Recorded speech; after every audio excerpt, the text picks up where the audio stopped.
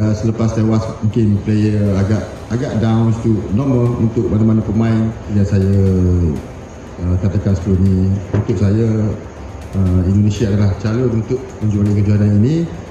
Indonesia yang begitu baik, kuat, bagus sekali pasukannya. Itu yang kita dapat lihat, dapat tengok. Bagaimana peluangnya dimiliki?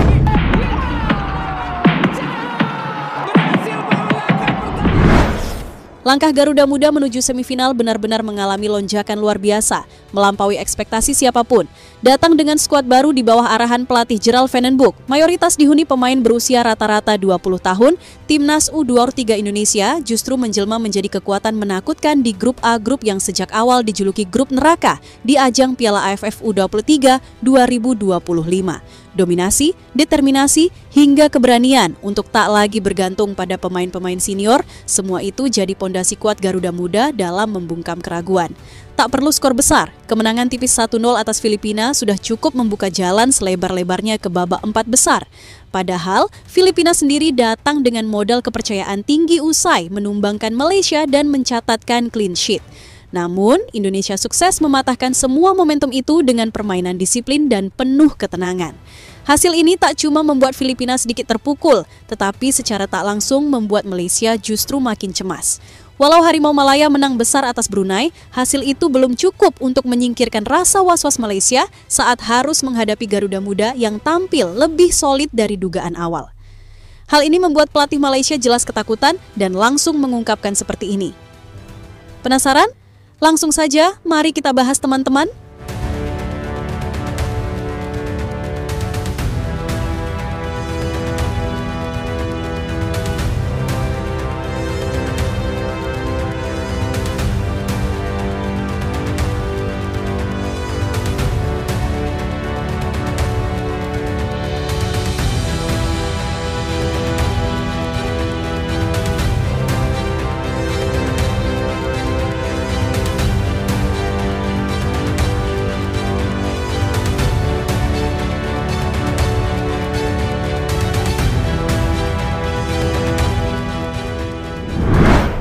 Ya, setelah mencetak kemenangan besar atas Brunei, perjalanan Garuda Muda di fase grup Piala AFF U23 2025 sejatinya tidak akan terus mulus. Dan benar saja, pada laga kedua menghadapi Filipina, Timnas Indonesia U23 dihadapkan pada tantangan berbeda. Skuad asuhan Gerald Van den Boeck harus melakukan beberapa rotasi penting, terutama karena kondisi Jens Reven yang sempat mengalami cedera. Meskipun sudah dinyatakan fit, Jens tidak diturunkan sebagai starter. Keputusan yang menunjukkan kehati-hatian sekaligus strategi matang dari sang pelatih. Di posisi ujung tombak, Hoki Caraka pun mendapat kepercayaan sejak menit awal. Sementara nama Ferrari, bek andalan dalam skema build-up, juga absen dari daftar starting 11. Banyak yang bertanya-tanya soal keputusan ini, namun melihat konteks laga, semua menjadi masuk akal. Gerald Van den Boeck tampaknya sadar kemenangan telak di laga pertama telah membuat lawan mulai membaca arah permainan Indonesia. Filipina sendiri sudah menunjukkan sinyal bahaya. Sang pelatih, Jared McPherson, secara terbuka menyebut timnya siap merepotkan Garuda Muda, bahkan punya kans menang jika bermain disiplin. Dan disinilah kecerdikan seorang Van den Boeck berbicara. Ia tak memaksakan pola permainan yang sama seperti saat melawan Brunei, tak ada pressing terlalu agresif, tak banyak bola panjang langsung ke jantung pertahanan lawan. Tim tampil lebih kalem, lebih terstruktur. Babak pertama pun berjalan dengan tensi yang terkendali. Indonesia tetap dominan dalam penguasaan bola, namun Filipina bertahan dengan rapi dan tidak terpancing emosi. Garuda Muda tampak kesulitan memecah kebuntuan, apalagi tanpa kehadiran Ferrari yang biasa mengalirkan bola dari belakang. Hoki Caraka juga masih belum bisa menemukan celah di lini belakang Filipina yang disiplin. Kombinasi pendek, transisi cepat, hingga penguasaan bola lewat jalur bawah menjadi tumpuan permainan. Meski strategi ini butuh kesabaran, namun para pemain muda Indonesia menunjukkan kematangan luar biasa untuk ukuran tim yang baru terbentuk. Menariknya, dalam situasi serba ketat ini, gol justru lahir dari skema paling sederhana, lemparan ke dalam. Ya, pada menit ke-23, Robby Darwish menunjukkan keistimewaannya sebagai eksekutor lemparan jarak jauh, gaya khas yang mengingatkan publik pada Pratama Arhan. Bola lemparannya yang mengarah tajam ke kotak penalti tak mampu diantisipasi dengan sempurna oleh bek Filipina. Hasilnya, gol bunuh diri. Sebuah gol yang lahir bukan karena keberuntungan semata, melainkan dari kecermatan dan keberanian untuk menyesuaikan strategi dengan kondisi pertandingan. Sebuah detail kecil yang menjadi penentu besar. Karena di laga seketat ini, satu momen saja bisa menjadi pembeda.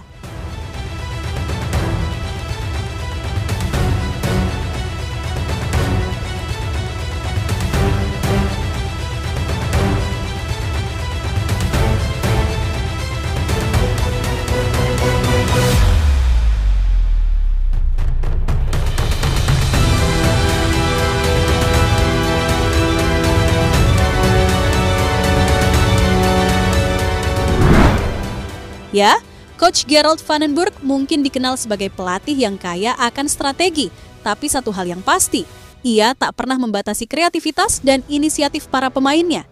Ia tahu betul, dalam sepak bola modern, setiap peluang bisa menjadi gol, tak peduli dari situasi manapun asal dimaksimalkan.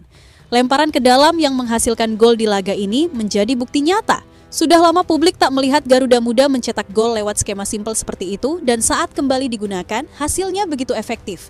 Namun begitu, setelah gol tersebut tercipta, laga kembali berjalan ketat. Skema permainan Indonesia tanpa beberapa pemain kunci memang masih menemui tantangan tersendiri. Babak kedua dimulai, Jens Reven akhirnya diberikan kesempatan untuk bermain, hanya bermain setengah babak. Jens tampil penuh semangat dan ingin membuktikan diri. Tapi yang dihadapi adalah Filipina yang semakin kompak. Mereka tidak terpancing, tidak tergesa, dan benar-benar disiplin menjaga ruang. Beberapa pergerakan tanpa bola dari sektor sayap pun tak mendapatkan respons yang cukup efektif, membuat Jens kesulitan mencari celah. Sepanjang babak kedua, intensitas meningkat tapi tak ada gol tambahan. Kedua tim seolah terkunci dalam duel taktik. Sampai peluit panjang dibunyikan, skor tetap 1-0 untuk kemenangan Garuda Muda, hasil tipis namun sangat penting. Meski tidak mencetak banyak gol, statistik menunjukkan bagaimana dominasi Indonesia tetap terjaga. Di lini belakang, Garuda Muda tampil disiplin tanpa satupun kartu kuning. Sebaliknya, Filipina harus menerima 4 kartu kuning akibat permainan keras mereka. Dari sisi penguasaan bola, Indonesia unggul mutlak dengan 67% berbanding 33%. Akurasi umpan pun impresif, 512 umpan sukses dari 582 percobaan, 88%. Bandingkan dengan Filipina yang hanya mencatatkan 237 umpan sukses dari 297 percobaan, 80%. Angka-angka ini semakin menegaskan bahwa kendali permainan ada di tangan Garuda dan kemenangan ini bukan sekadar keberuntungan, melainkan buah dari ketenangan, kecermatan, dan kedewasaan strategi.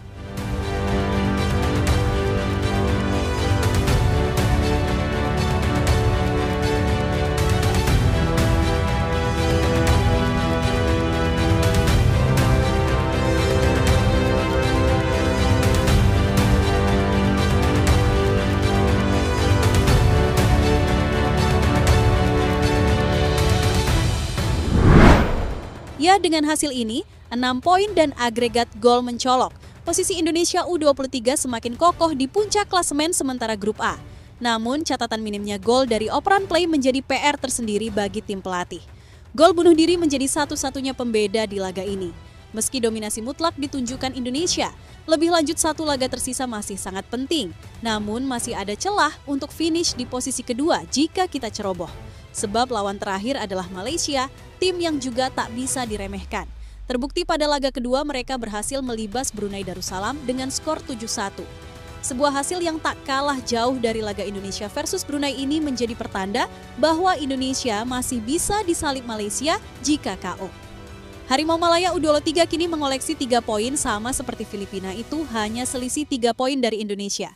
Jika di laga terakhir enggak bisa melibas lawan, maka bahaya. Soalnya agregat dari gol cukup berdekatan, apalagi Malaysia bisa menang besar.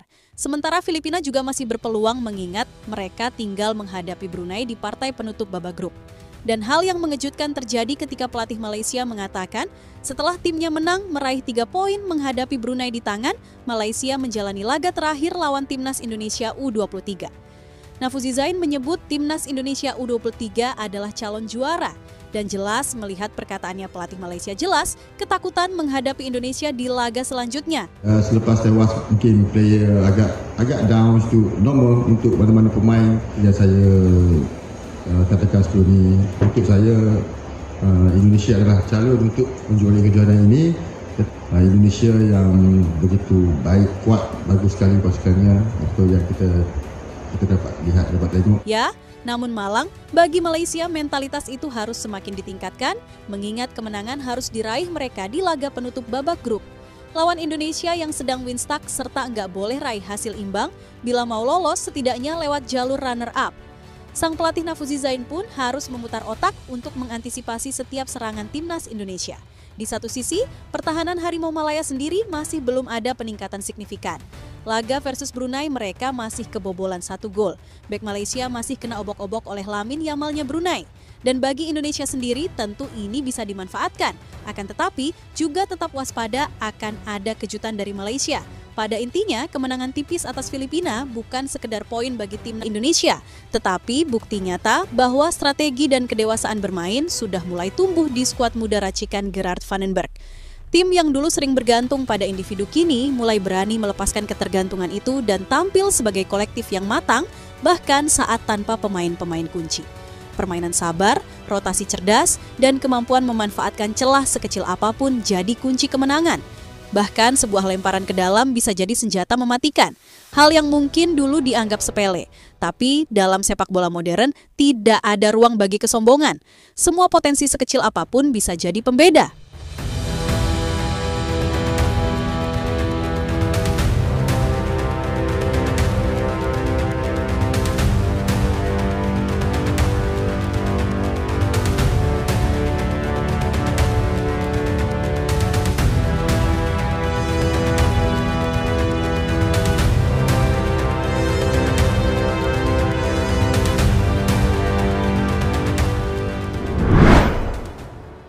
Ya, kemenangan atas Filipina bukan hanya membuat Indonesia semakin dekat ke semifinal, tapi juga menebar sinyal bahaya ke seluruh grup A, terutama Malaysia. Bahkan sebelum laga penentuan digelar, pelatih Malaysia sudah tak mampu menyembunyikan kegelisahannya. Dalam sebuah pernyataan mengejutkan, ia secara terbuka menyebut bahwa calon juara Piala AFF U25 tak lain adalah Indonesia. Sebuah pengakuan yang jujur, sekaligus sinyal ketakutan yang jelas. Belum bertanding, tapi sudah merasa gentar. Mentalitas seperti inilah yang justru menunjukkan betapa besar tekanan yang kini dipikul Harimau Muda. Karena mereka tahu, Garuda Muda bukan hanya unggul di lapangan, tapi juga telah menang secara psikologis. Dan jika sebuah tim lawan sudah mulai mengakui keunggulan kita sebelum peluit awal dibunyikan, maka satu hal pasti, dominasi Garuda Muda kali ini bukan sekadar angin lalu. Ini adalah pertanda bahwa Indonesia benar-benar sedang berada di jalur juara.